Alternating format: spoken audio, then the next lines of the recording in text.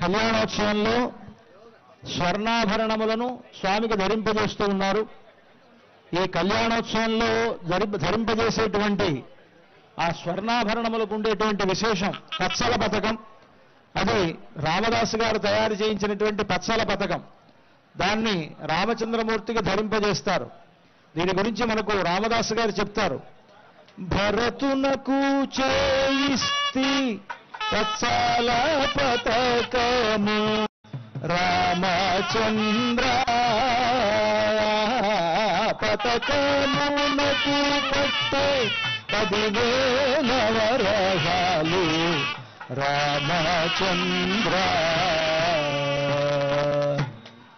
భరతునకు చేయిస్తే పత్సల పథకము రామచంద్ర, ఆ పత్సల పథకమునకు పట్టే 10,000 వరహాలు అని అంటారు.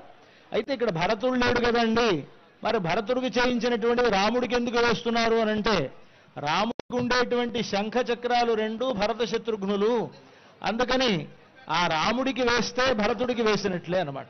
అందుకని ఆ భరతుడికి ఆ పచ్చల పథకాన్ని రామదాసు గారు చేయించినటువంటి పచ్చల పథకాన్ని అందరూ సేవించండి.